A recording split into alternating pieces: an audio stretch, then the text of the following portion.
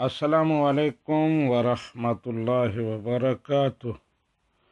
पाकिस्तान के शहर कल्लर सईदा से वकास अहमद साहब पूछते हैं कि नमाज जनाजा में चौथी तकबीर के बाद हाथ कब खोले जाएं।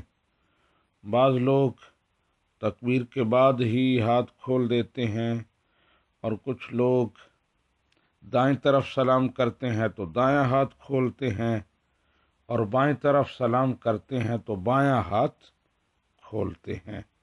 सही तरीका क्या है?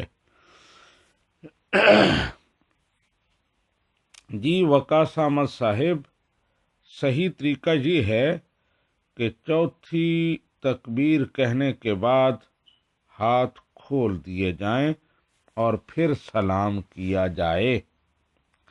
बहार शरीयत में है चौथी तकबीर के बाद कोई दुआ पढ़े बगैर हाथ खोल कर सलाम फेर दे।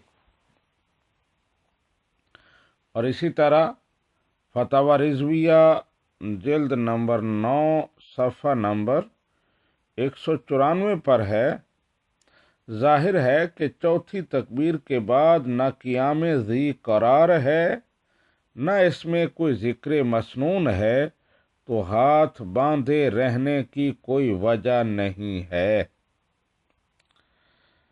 उसूल ये है कि हर वो तकबीर जिसके बाद लंबा क़ियाम हो या कोई ज़िक्र हो, कोई पढ़ना हो, हाथ बांधे जाते हैं।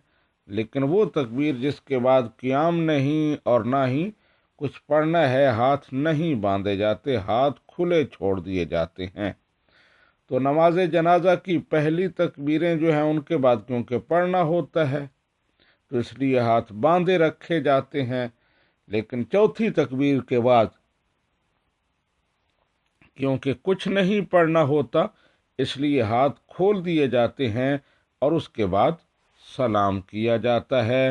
हाज़ा मा ज़हर अली वल्लाहु व रसूलुहु आलम बिस्सवाब।